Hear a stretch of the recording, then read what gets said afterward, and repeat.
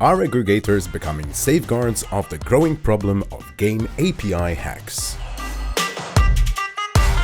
Good morning. My name is Oliver de Bono. I'm the CEO of Quantum Gaming. And yes, today we're here for a fireside chat with my good friend and industry legend, Alex Tomic. One of the subjects we wanted to touch on today was really on aggregator APIs. So as a white label provider, and as an operator myself, the aggregator question is actually to do or to don't. Now, in the past, aggregators were not as common as today, and I think today one of the arguments we make constantly is the fact that it's very hard for an operator to launch a brand without an aggregator. So this is today's subject, and one, we want to talk about the security of such aggregators, but also the potential. So Alex, what I want to ask you, and just to kick this off a little bit, is obviously someone who's got a well-known established aggregator now in the market. Tell us a little bit about the structure, about the benefits. Why did you go in the aggregation direction? Happy to be here with you guys today. I started as an affiliate back in time, and then I started as an operator.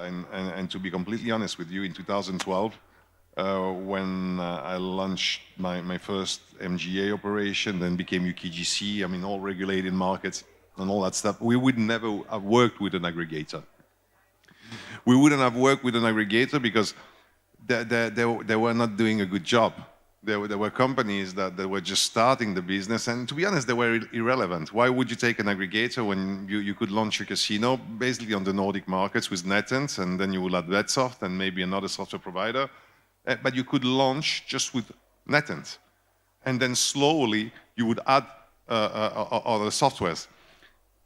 So aggregator were irrelevant. They were also irrelevant because they didn't add anything except latency, basically longer spins, bugs maybe. If the servers crash, your games are crashing.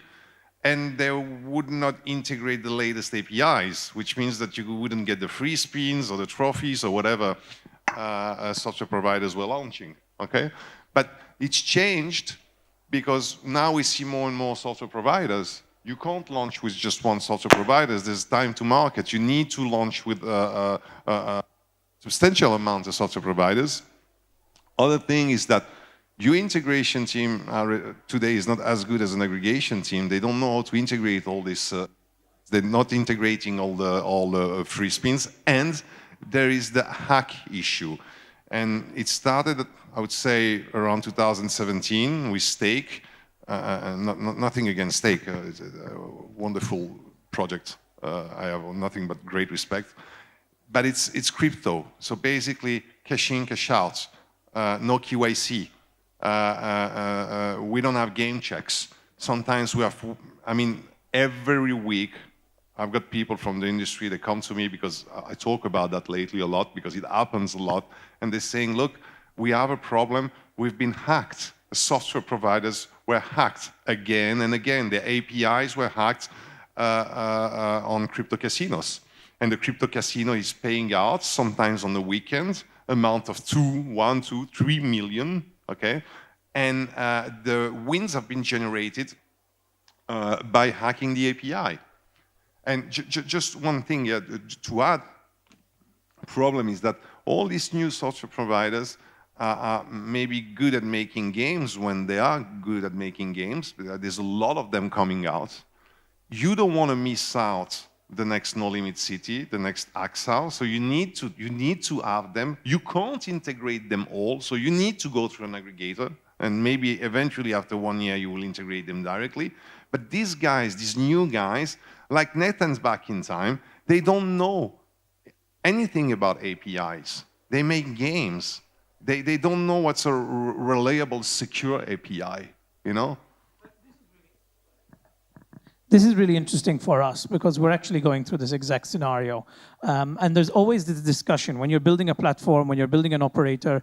The first question, every time we speak to a content provider, they go, is it us to you or you to us? So it's the first thing that we have to discuss. Who's integrating into who? Exactly.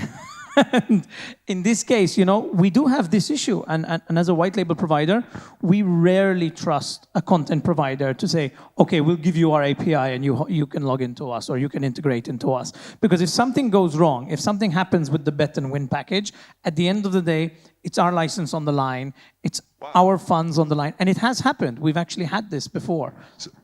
So just to be sure I understood well.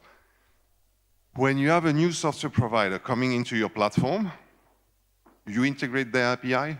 We integrate their API. And we do this on purpose because the last thing we want is a new content provider, as you said before, who don't have the experience with APIs, who are going into our core system, logging into our wallet, and then potentially sending in the wrong bet and win package. And we've had this experience before, and it was a very messy experience. I'm not going to name the brand, but we actually had a simple fault in the bet and win package that was calling upon the bets, but never deducting from the wallet. In 6 hours, 1.3 million euros was gambled on a particular game. We found the bug. It was in the API. And the most incredible thing about it is, you can fix the problem and you can identify the players and the wallets. We managed. But what happens when those player winnings, because casino winnings, these are immediately credited. There's no delay like sportsbook to check that an event has gone right or wrong. So what happened is 50% of these players, we managed to clear the balances, but 50% went on to other content providers, and then they started spending those winnings. Completely. So, this subject is really, really important. And as a platform provider, we just don't risk it anymore. So this is why it's so interesting for us to work with good aggregators that we trust, that we know that the game call and the bet and win package from an aggregator is clean, and all we need to do is go into you. So this helps us a lot. So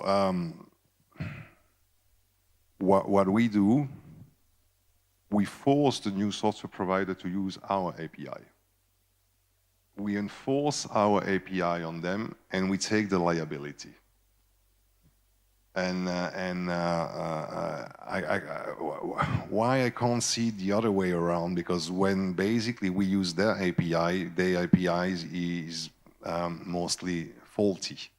They speak a language that is not correct. It's like a child that doesn't know how to speak. So we tell them, we're gonna teach you how to speak. I don't do games. You do games, and your job is to do great games. And I hope that you're gonna become the next No Limit City. I really hope that when I see new software providers coming out, Aggregators, GamesX, and TrueLab, and Wicked Games, I want these guys to succeed.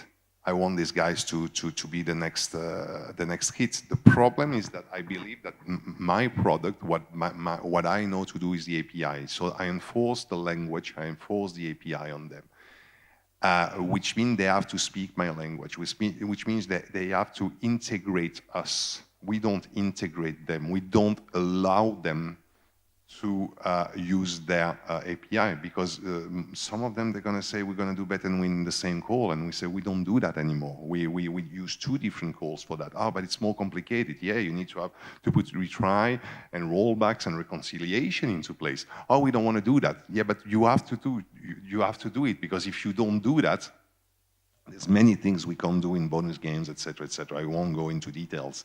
So basically, we have 2 APIs, the one we give to the operator, and the operator must integrate us. And I've said it before with you, actually it was in Belgrade. If an operator comes to me and say, no, you know what, you're going to integrate us because they're big. Let's say Peanut Casino, I took that example. Peanut Casino comes to me and say, no, actually you're going to integrate us. Of course I'm going to integrate them. But that's not the right way to do it. They should integrate us, because this API is one language out for 100 language in. And on the other side, sorry, we have our API with the software providers, and they integrate us also, except, of course, the top 30. I mean, I'm not going to tell Evolution or Pragmatic how the job is done. We've learned integrating the APIs. We've learned by their mistakes. And we see some of them are still making mistakes. I mean, we believe at least they make mistakes, Well, this is really interesting, and you said it as a platform provider, as an operator myself, if any provider comes to me and say, okay, look, use our API, we'll take the liability, that's music to our ears at the end of the day, because it does make a difference. I mean, today, it's incredibly, this panel has gone really, really quick, but I did want to touch on, maybe we can get an extra couple of minutes, is functions, because one of the things we had discussed earlier, one of the reasons why many brands didn't take aggregators in the past, and we still get this question today. We're launching 8 brands by the end of the year. And everybody says to us, but if we use an aggregator, do we get all the functions? Can we use their free spins module? Can we get the bonuses? Can we get the monitoring?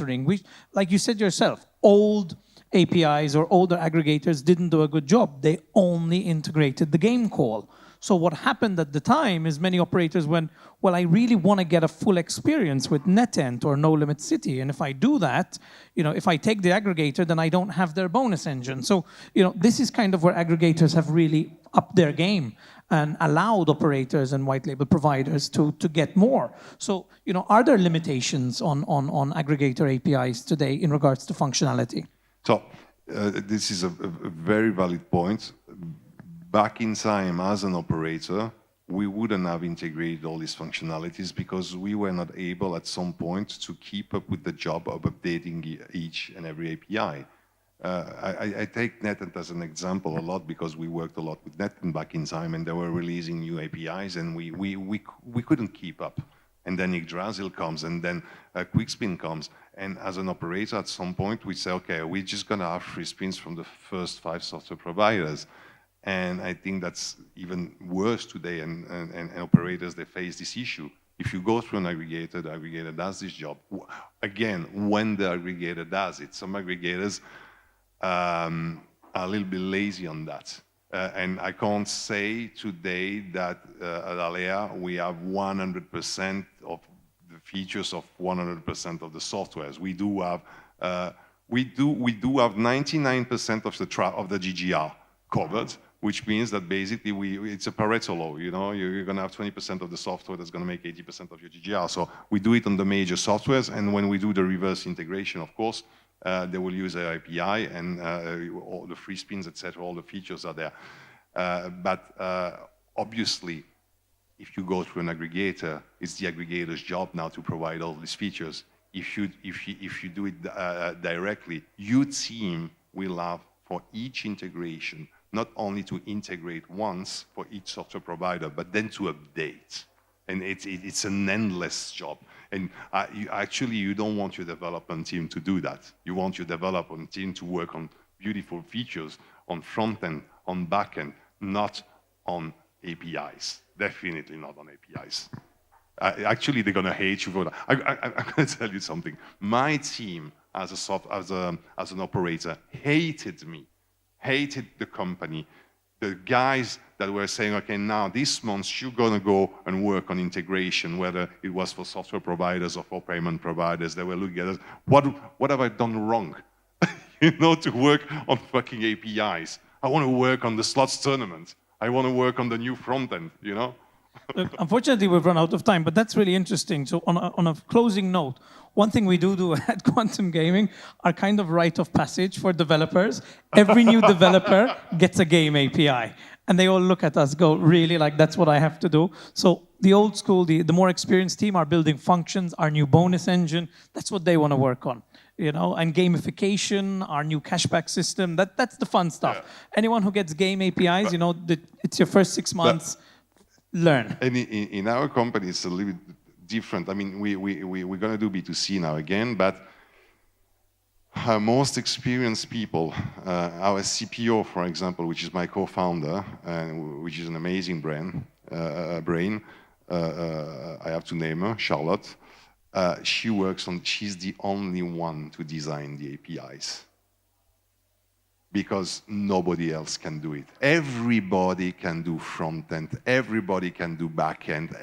The problem with an API, if it doesn't work, you don't see it immediately. With a front end, you see it. With a back end function, you see it. With an API, the prime, you don't see it immediately. You don't see, when you're going to showcase it, you're not going to see that you have a problem. we actually find the problem when we get 600K payout requests, and we're like, wait, the player transactions don't make sense. But unfortunately, we are out of time now. I do really appreciate our talks, Alex, and we always go overboard. But thank you very much. We appreciate it, and enjoy the rest of the show.